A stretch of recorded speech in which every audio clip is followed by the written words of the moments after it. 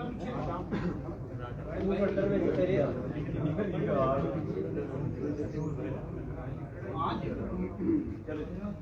اللہ.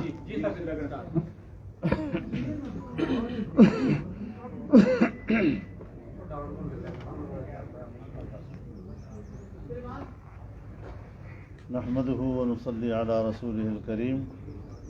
اما بعد. ایک بار پھر پاکستان کو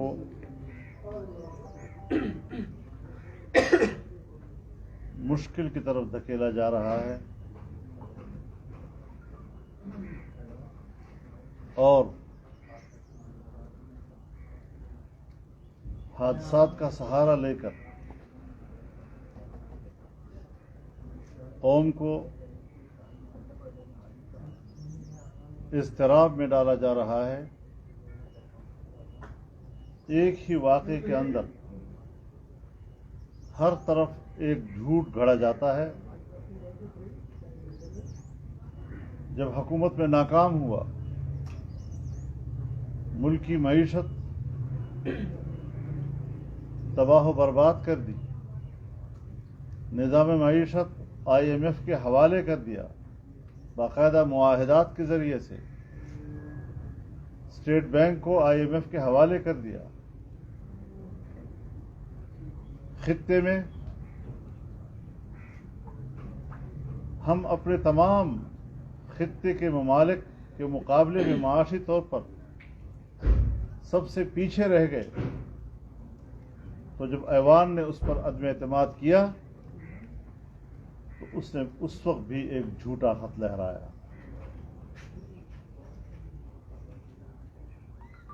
اندھے لوگوں نے آنکھیں بند کر کے ان کے جھوٹ کو قبول کیا، لیکن جھوٹ کے پاؤں نہیں ہوتے، اس کی کوئی منزل نہیں ہوتی، وہ سب کچھ واشگاف ہو گیا. آج اس نے ایک نیا ڈرامہ رچایا. ظاہر ہے جب پہلی خبر آئی تو ہم سب لوگ پریشان ہوئے.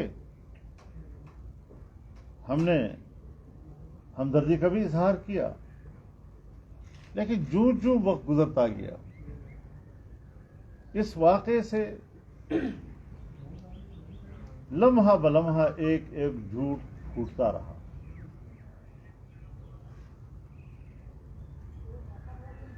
گولی ایک چلی ہے یا یہ کہ برس مارا گیا ہے. گولی ایک لگی ہے، 2 لگی ہیں، 3 لگی ہیں، 4 لگی ہیں، ایک ٹانگ میں لگی ہیں، 2 ٹانگوں میں لگی ہیں. گولی لگی ہے، گولیوں کے ٹکڑے لگے ہیں. یہ گولیوں کے ٹکڑے جو ہے وہ مجھے نہیں، بم کا ٹکڑا تو ہوتا ہے، گولی کا ٹکڑا نہیں ہوتا. کہاں سے ٹکڑے آ گئے اتنے زیادہ؟ میں نے ایسے ان کے لوگوں کو دیکھا کہ پتہ نہیں گولی کہیں قریب سے بھی گزری یا نہیں، لیکن اتنا لگتا ہے کہ ان کے گالوں کا بوسہ لیا ہوگا زیادہ سے زیادہ، لیکن نیچے قمیص وہ ساری کی ساری خون سے بھری ہوئی.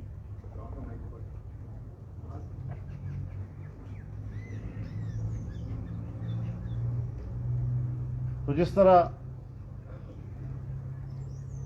برادران یوسف نے یوسف علیہ السلام کی قمیص کو جھوٹا خون لگایا تھا، یہاں بھی کچھ ایسے ہی منظر ہمیں لگ رہا تھا. پہلی مرتبہ پتہ چلا ہے کہ پنڈلی میں بھی شارگ ہوتی. کیا ڈرامے ہیں ڈاکٹروں کے، اپنے بیانات پہ تضاد ہیں. کسی ہسپتال میں جانے کو تیار نہیں، یا تو 5-6 دنوں میں مشکل سے لاہور سے گجرانوالے پہنچتا ہے، اور یا جب گولی لگتی ہے تو اتنی تیزی سے دوڑتا ہے کہ 1 گھنٹے میں لاہور، قریبی ہسپتال بھی نہیں. اتنے بڑے حادثہ جس کی وجہ سے آسمان سر پہ اٹھایا گیا. پھر ہڈی کا علاج کینسر اسپتال میں، پھر اس کے ڈاکٹر کا رپورٹ اور جو باہر سے ٹیم آئی ہے اس کی رپورٹ اور.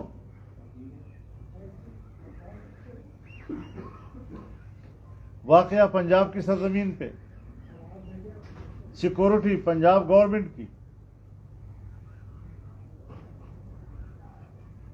بندہ پکڑا گیا تو پنجاب پولیس نے پکڑا، لے گئے تو پنجاب کے تھانے میں، تفتیش ہوئی تو پنجاب کی پولیس نے کی، اور بغیر تحقیق کے ملبہ ڈال دیا کہ جی وزیر اعظم پر پرچہ کاٹا جائے، رانا ثناء اللہ پہ پرچہ کاٹا جائے، ISI کی DGC پہ پرچہ کاٹا جائے. کیا مطلب؟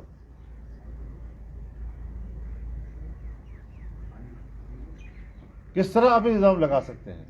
اس طرح تو عام دیہاتوں میں کوئی شاید جس طرح عام لوگ ہوتے ہیں ایک دوسرے کے خلاف دعوے داریاں فوراً کر دیتے ہیں، اس طرح تو وہ بھی نہیں کرتے. ایسی گفتگو جو کوئی عام شہری بھی شاید اس کو قبول نہ کرے، یہ ہمارے ملک کا ایک وزیر اعظم جو رہ چکا ہے اور اس منصب کو استعمال کر رہا ہے، اس قسم کی گفتگو وہ کرے. کچھ تو سمجھنے کی ضرورت ہے معاملے کو. اتنے غیر سنجیدہ ہو گئے ہیں ہم لوگ، ہمارا عام شہری بالکل غیر سنجیدہ ہو گیا ہے، کنفیوز کر دیا ہے سب لوگوں کو کہ ہم کر کیا رہے ہیں اور ملک میں ہو کیا رہا ہے.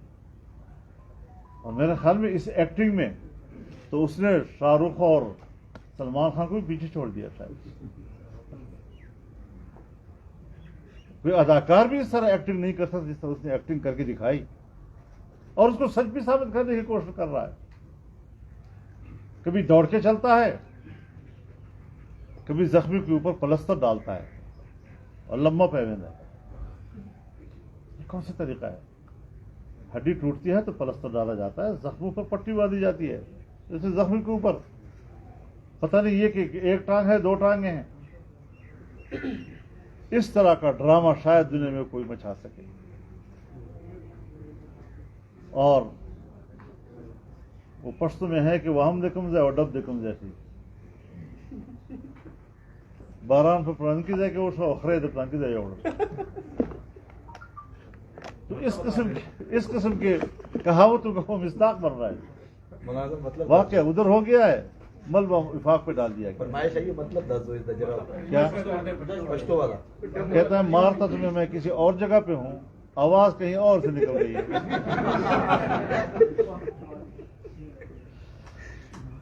تو اس قسم کی ڈرامے بازیاں سمجھ میں نہیں آ رہی. ساری دنیا کو چور چور کہنا. کوئی وقار کی زبان بھی سمجھو، کوئی وقار کی زبان بھی سیکھو، اور خود سب سے بڑا چور پہ نکل آتا ہے. اب بات بنیادی یہ ہے کہ پہلے تو اس پر JIT ہونی چاہیے کہ اس نے جھوٹ کیوں بولا ہے. پہلے اس پر JIT ہونی چاہیے کہ اس نے جھوٹا خط کیوں لہرایا تھا. پہلے اس پر JIT ہونی چاہیے کہ اس نے ایک ریاستی راز کو کیوں اس طرح تشت الزام کیا، اس کو جھوٹ بنا کے، غلط معنی پہنا کے، غلط پیغام سے اس کو وابستہ کر کے کیوں لہرایا. اس نے کس کس بات کو رویا جائے، کس کس جھوٹ کو رویا جائے، سمجھ میں بات نہیں آ رہی. تو بنیادی چیز یہ ہے کہ اب اس طریقے سے معاملات نہیں چلیں گے. لانگ مارچ ناکام ہو چکا ہے، ٹھس ہو چکا ہے، اب دوبارہ تشکیل نہیں دیا جا سکتا. اور شاید ڈرامے کے بعد کچھ ہمدردیاں، ڈرامے سے پہلے شاید کچھ ہمدردیاں ہمیں بھی ہو جاتی کہ بھئی یہ واقعہ ہو گیا ہے، تھوڑا اس کے ساتھ نرمی ہونی چاہیے، تم نے وہ مواقع بھی گنوا دیے ہیں. اب حکیم ثناء اللہ بھی اس سے کہیں ذرا طاقتور نسخہ بنا کے بیٹھا ہوا ہے. سوال ہی پیدا نہیں ہوتا کہ آپ اسلام آباد میں آ سکیں. اور میں اپنی حکومت کو اور وزیر اعظم پاکستان کو کہنا چاہتا ہوں کہ کسی طریقے سے کوئی نرمی نہیں دکھانی، ڈٹ جانا ہے، اور پاکستان کی سیاست اور پاکستانی قوم کے ساتھ اس طرح کا کھلواڑ کرنے کی اجازت کسی کو بھی نہیں دی جا سکتی۔ انشاءاللہ مقابلہ کریں گے، اور یہ کوئی چیز اب نہیں رہے ہیں۔ انشاءاللہ العزیز پوری طرح مقابلہ ہوگا، اور کوئی رعایت ان کو اب نہیں دی جائے گی۔ اور ان کو بتا دینا چاہتا ہوں کہ یہاں زمین بہت سخت گرم ہے، تمہارے طلبے اس زمین کو برداشت کرنے کے قابل اب نہیں رہے ہیں۔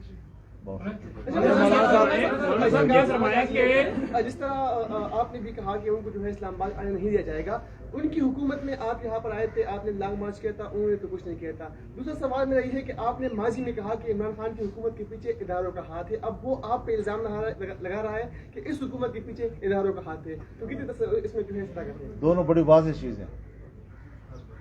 ہم نے لانگ مارچ کا اعلان کیا، جہاں پر انتظامیہ نے ہمیں کہا ہم وہیں رکے۔ کراچی سے لے کر، کوئٹہ سے لے کر، چترال سے لے کر، گلگت سے لے کر، گوادر سے لے کر، جہاں جہاں سے قافلے آئے، راستے میں ایک مسافر پاکستان کا بتا دے کہ اس کے سفر میں اس کو کوئی خلش ہوئی ہو، کوئی بس رکی ہو، کوئی گملہ ٹوٹا ہو، کوئی پتا گرا ہو۔ اور یہاں پر ہم آئے، 15 دن رہے، جس نظم و ضبط کے ساتھ پولیس کی یہاں پر جو ڈیوٹیاں تھیں وہ ریلیکس ہو گئے۔ وہ ہمارے مظاہرین کے ساتھ بیٹھ کر کھانا کھاتے تھے، مل کر نمازیں پڑھتے تھے، اور بالکل شائستگی کے ساتھ معاملہ ہوا، اور ہم چلے گئے۔ اس کے بعد یہ آئے، کورٹ نے کہا کہ ان کو آنے دو، حالانکہ ان کے عزائم کا جب حکومت کو پتہ چل جاتا ہے، انٹیلیجنس رپورٹیں آ جاتی ہیں، تو حکومتیں انٹیلیجنس رپورٹوں پر پھر پالیسی اور حکمت عملی بناتی ہے۔ سو ہم نے حکمت عملی بنائی، لیکن کورٹ نے کہا کہ نہیں آنے دو۔ کورٹ کے آنے پر آئے، جو جگہ ان کے لیے مختص کی گئی، کیا وہ وہاں رکے؟ کیا وہ آگے نہیں بڑھے؟ کیا وہ ڈی چوک پہ نہیں آئے؟ کیا بلیو ایریا پہ آگ نہیں لگائی؟ یہ ہوتا ہے فرق، کہ آپ مجھے کہہ سکتے ہیں تو میرے پوزیشن یہ تھی، جب ہم ان کو روک رہے ہیں تو ان کی پوزیشن یہ ہے۔ اور جہاں تک ہے اداروں کی بات، بابا بات ہے صاف، ہماری شکایت اداروں سے تھی کہ آپ اس کی پشپنائی کر رہے ہیں۔ اس کی شکایت یہ ہے کہ تم نیوٹرل کیوں ہو، تم میرا ساتھ دو۔ فرق سمجھو ذرا اس بات کو جی۔ اب یہ کہتا ہے کہ آرمی چیف میری مرضی سے بنے۔ اگر اس طرح مرضیوں سے بننا ہے تو پھر پیپلز پارٹی کا اپنا آرمی چیف ہوگا، پھر مسلم لیگ کا اپنا آرمی چیف ہوگا، پھر ہماری پارٹی کا اپنا آرمی چیف ہوگا، پھر یہ تو عجیب فوج ہوگی۔ پھر تو اس قسم کے بے تکی قسم کے آئین سے ماورا باتیں کرنا، مطالبات کرنا، یہ اس کو اپنا خوف نظر آتا ہے۔ گولی مارنے والی سیاست ہے، اس کو آپ کس طرح دیکھ رہے ہیں، اور اس گولی مارنے والی سیاست میں آپ اپنے آپ کو محفوظ سمجھتے ہیں؟ دیکھیے، مجھ پر 3 خودکش حملے ہوئے، اکرم خان درانی پہ ہوئے، مولانا عبدالغفور حیدری پہ ہوئے، مولانا حسن جان ہمارے پارلیمنٹیرین تھے، ان کو شہید کیا گیا، مولانا معراج الدین ہمارے پارلیمنٹ کو شہید کیا گیا، مولانا نور محمد سوانا کے ان کو شہید کیا گیا، ہمارے پارلیمنٹیرین رہ چکے ہیں، اور علماء کرام، شیوخ الحدیث، کہاں کہاں پر ان کی شہادتیں ہوئی۔ اس وقت 1 سال کے اندر باجوڑ کے اندر جمعیت علماء اسلام کا اگر ایک ساتھی جو 1 مہینہ پہلے بم دھماکے میں گاڑی اڑ گئے اور وہ بچ گیا، اگر وہ بھی شہید ہو جاتا تو ایسا طرح ہوتا۔ 16 ہمارے نوجوان علماء کرام شہید ہوئے ہیں۔ حج کے دنوں میں ہم ابھی حج پہ تھے، میرلی میں ہمارے 3 زعماء شہید ہو گئے، ایک ہمارے صوبائی اسمبلی کا کینڈیڈیٹ، ایک ہمارا نو منتخب علاقے کا چیئرمین، اور ایک ہمارا تحصیل سیکرٹری جنرل شہید ہو گئے۔ اور دوسرے علاقوں میں یہی صورتحال ہے۔ تو اس کے دور میں تو ہمارے ساتھ وہ کچھ ہوا، اور ابھی تک وہ سلسلے چل رہے ہیں۔ ہم یقیناً ایک بڑی مشکل میں ہیں۔ یہ لوگ پہلے کیوں نہیں تھے، اور جب حکومت تبدیل ہو رہی تھی تو کیوں پاکستان میں آ گئے، اور ایک دم وہ صورتحال اور اس سے بڑھ کر خطرناک صورتحال کیوں بن گئی ہے؟ ہم تو چاہتے ہیں کہ پاکستان میں امن ہو، جو بھی پاکستان کا شہری ہے وہ پرامن زندگی گزارے، عزت و وقار کی زندگی گزارے، آئین اور قانون کہ تابع زندگی گزارے. کچھ غلطیاں ہیں جو ریاستی سطح پر بھی ہوتی ہیں, اس سے اختلاف کیا جا سکتا ہے, لیکن اس کا ازالہ کیسے کیا جائے وہ ریاست کی ذمہ داری ہے.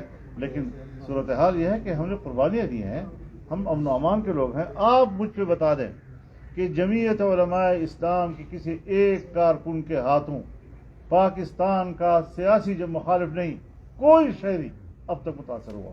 مولانا صاحب یہ فرمائیں کہ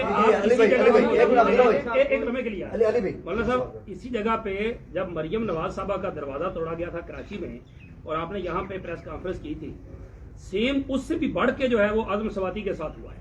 اس کی ویڈیو آ گئی اور ظاہر ہے جہاں پہ وہ موجود تھے انہوں نے خود اس کی تصدیق کر دی کہ یہ جگہ وہی ہے جو ویڈیو ہے. کیا اس کی بھی فل کورٹ سے تحقیقات نہیں ہونی چاہیے؟ کب تک اس طرح بلیک میل کیا جائے گا سیاستدانوں؟ میں ایک گزارش کروں آپ سے, ایسے واقعات کی میں 1000 دفعہ مذمت کرتا ہوں, لیکن میں اس پر مزید تبصرہ نہیں کر سکتا. اعظم سواتی کو اپنی حیا کتنی عزیز ہے یا نہیں, لیکن مجھے اس کی حیا عزیز ہے. مولانا صاحب یہ بتا دیں کہ آپ نے ایک اصطلاح جو ہے وہ متعارف کرائی تھی نکید ابا, تو نکید ابا کا رخ اب آپ کی طرف ہے کہ عمران میں نے خان اس کی کا طرف؟ جواب دے دیا. مولانا صاحب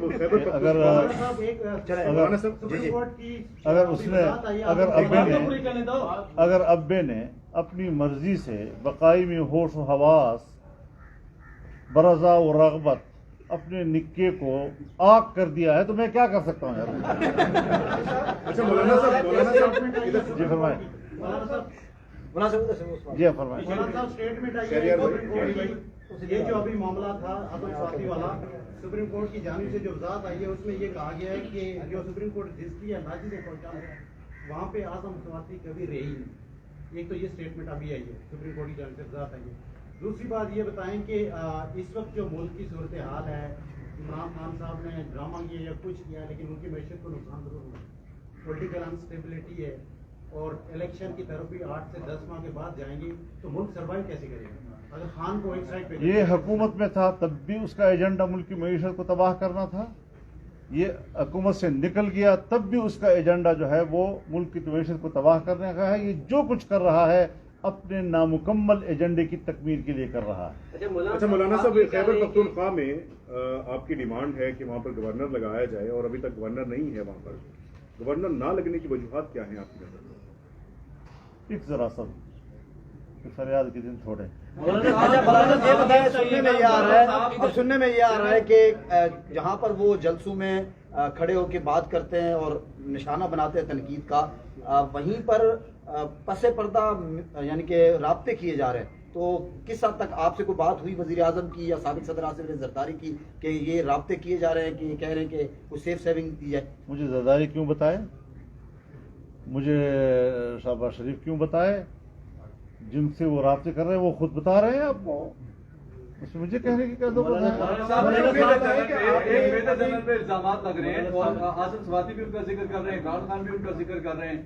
آپ کے دور میں پی ڈی ایم کی ساری قیادت اس وقت کے ISI چیف پر الزام لگاتی رہی اور فیض امین کا تبادلہ بھی پی ڈی ایم کے پریشر کے بعد کیا گیا. آپ کیا کہیں گے کہ اس طرح کے واقعات آپ نے تو صحیح ہیں؟ آپ دیکھیے میں گزارش کروں, میں بڑی وضاحت کے ساتھ کرنا چاہتا ہوں. ہمارا ایک ملک ہے, میں کوئی انڈیا کی فوج کی بات نہیں کر رہا ہوں, میں اپنے پاکستان کی فوج کی بات کر رہا ہوں. اس کا میرا ساتھ رشتہ ہے, وہ میری فوج ہے, میں پاکستانی شہری ہوں, وہ میری فوج ہے. میں گلہ شکوہ کر سکتا ہوں, کسی بھی جنرل سے میں ایک شکوہ کر سکتا ہوں, لیکن خدا نخواستہ اس کے اوپر کوئی الزامات لگانا, اس کی کردار کشی کرنا, اس کو گالی دینا, یہ تو کوئی ایسی ہماری سیاست کا حصہ نہیں. مولانا صاحب یہ بتائیے گا کہ یہ جو بھی ایپیسوڈ ہوا ہے اس پہ جو انڈیا میں جو انڈین میڈیا کو جس طرح اس نے خوشیاں تھی جو اچھالا جا رہا تھا اس کو ابھی آپ نے کچھ بتایا بھی ہے. مزید کیسے وہ تو پاکستان آرمی سے خوش ہوتے ہیں, دوسرا سر ISI پہ خوش ہوئے وہ کہ ڈی جی سی ISI کو اس طرح سے رگیدا گیا. اور دوسرے یہ بتا دیں کہ جو شہباز شریف صاحب نے سپریم کورٹ سے جو استدعا کی ہے اس کو آپ کیسے دیکھتے ہیں؟ میں یہ کرنا چاہتا ہوں کہ ہندوستان کے سنا ہے کہ اداکار بڑے ٹاپ درجے کے اداکار ہیں, وہ اپنے اداکاروں کی ایکٹنگ سے اتنے شاید انجوائے نہیں کیا ہوگا انہوں نے جتنا کہ آج ہمارے اس ایکٹر کی ایکٹنگ سے اس نے انجوائے کیا. یہ ہے ہندوستان کی پوزیشن. اس سے زیادہ انجوائمنٹ جو ہے انڈیا کے لوگوں کی اور ان کے اداروں کی اور نہیں ہو سکتی جو اس وقت ان کی ہوئی ہے. مولانا صاحب آپ نے تو جہاں تک ہے صاحب شریف صاحب کی بات، میں نے آپ سے عرض کیا کہ جب وہ واپس آئیں گے تو اس پر گفتگو ہوگی. چونکہ میرے علم میں ابھی تک نہیں ہے، وہ ابھی آج ملک سے باہر گئے ہوئے ہیں، تو جو ہی صورتحال ہے. لیکن سوال یہ ہے بنیادی کہ ارشد شریف کا واقعہ، ارشد شریف کے واقعے میں بنیاد یہ رکھی گئی تھی کہ ہاں ہم نے ملک سے بھیجا ہے، لیکن ایک تھریٹ لیٹر کی بنیاد پر بھیجا ہے. ہمیں بتایا جائے تھریٹ لیٹر کدھر ہے. ایک ہی کاپی اس کی ہے اور وہ صرف چیف منسٹر کے پاس ہے. بھلا ایک ادارہ اگر تھریٹ لیٹر جاری کرتا ہے تو وہ اسی کے پاس رہتا ہے؟ وہ تو تمام اداروں کے چھوٹے چھوٹے افسران کو لوکل لیول تک پہنچ جاتا ہے تاکہ وہاں پر وہ دہشت گردوں کے پیچھا کرے گی. لیکن یہاں کوئی کاپی کسی کے پاس نہیں ہے. لہذا ارشد شریف کے حوالے سے اگر تحقیقاتی کمیشن بنتا ہے تو ابھی سے ہم بتا دینا چاہتے ہیں کہ صوبے کے چیف منسٹر کو اور اس کے فیڈرل وزراء جو صوبے سے تعلق رکھتے ہیں ان کو شامل تفتیش کیا جائے. اور بنیادی بات یہ ہے کہ ہم اگر کچھ بنائیں گے تو پھر ابتدا سے بنائیں گے. تم نے خط کیوں لہرایا؟ ملک کے راز کو کیوں فاش کیا؟ جھوٹ کیوں بولا؟ بین الاقوامی تعلقات ہمارے کیوں اس حد تک پہنچائے کہ کوئی ہم پہ اعتماد کرنے کو تیار نہیں ہے؟ یہ ساری وہ چیزیں ہیں کہ جس کی بنیاد پر ہم کہتے ہیں کہ سب چیز کی تحقیق ہونی چاہیے.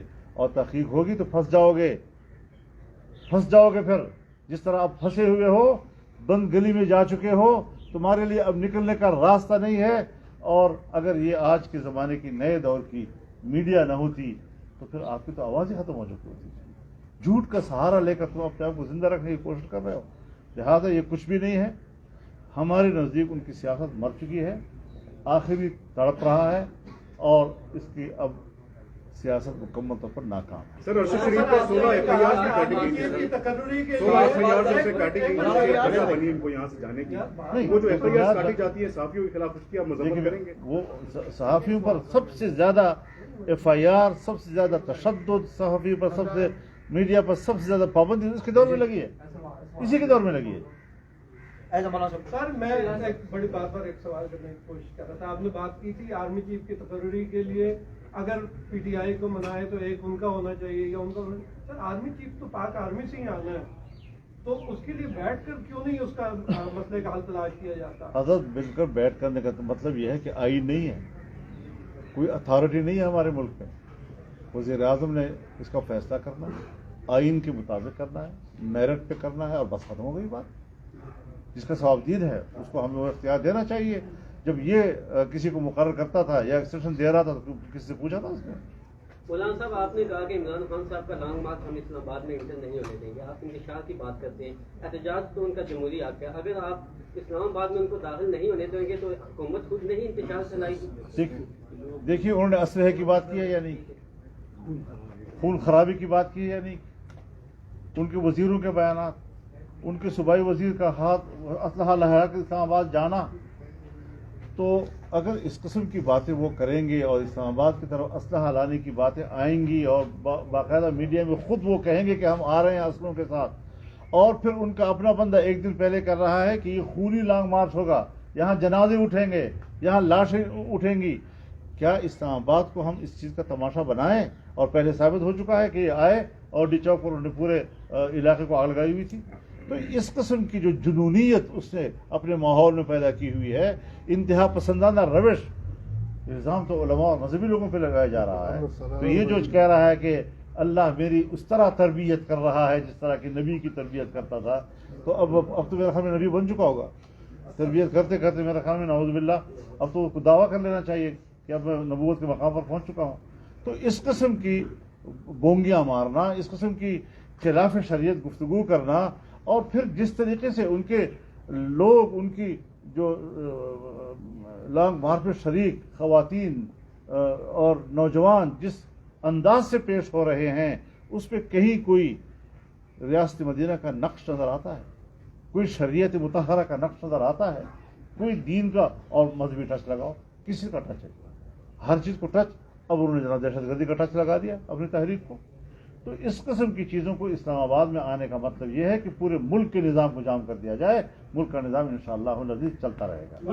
بتائیے گا کہ نومبر کا سیاسی صورتحال کو مد نظر رکھتے ہوئے مفاہمت کی سیاست کی کتنی ضرورت ہے، اور بطور پی ڈی ایم سربراہ آپ اپنا رول ادا کرنے کے لیے اس کے لیے تیار ہیں؟ دیکھیے، مفاہمت کے لوگ جانے پہچانے ہوتے ہیں. ہم نہ مذاکرات کا انکار کرتے ہیں نہ مفاہمت کا انکار کرتے ہیں، لیکن مفاہمت کے لوگ جانے پہچانے ہوتے ہیں. سمجھ میں آتا ہے کہ ہاں اس سے بات کی جائے تو کوئی معقول بات کرے گا. تو جہاں پبلک کے سامنے آج تک اس کی کوئی معقول بات ہم نے نہیں سنی، نہ اس کے اندر یہ صلاحیت موجود ہے سوائے تخریب کے، کہ جب حکومت میں ہوتا ہے تب بھی تخریب، جب حکومت سے باہر آتا ہے تب بھی تخریب. تو پھر تخریب کو مٹ جانا چاہیے، تخریب کو تحفظ نہیں ملنا چاہیے. مولانا صاحب بتائیے گا کہ نومبر میں ہی دھرنے ہوتے ہیں، جلسے ہوتے ہیں، مظاہرے ہوتے ہیں. یہ نومبر کے جو جلسے ہیں، یہ جو دھرنے ہیں، یہ مسئلہ مستقل طور پر حل کیوں نہیں ہوتا؟ آج تو مخلوط حکومت ہے، تمام سیاسی جماعتیں ایک طرف ہیں، کم سے کم اس مسئلے کو مستقل طور پر حل کرنے، اس پہ کبھی نہیں سوچا سیاسی جماعتوں نے؟ کیا کہیں گے؟ موسم اچھا ہوتا ہے. جب آپ نے تو آپ کے کنٹینر سے اعلان ہوا کہ ہم 2 دن بعد ڈی چوک جائیں گے. ابھی تو آپ دھرنے سے باہر آئے، بالکل بھی تو ان طاقتوں کے نام لیں گے جنہوں نے آپ کو دھرنا ختم کرنے میں نہیں. دیکھیے، نیچے سے نعرے لگتے رہتے نوجوانوں کے، لیکن جو پالیسی تھی اور کنٹینر کی جو پالیسی تھی اس کے مطابق ہم چلے ہیں.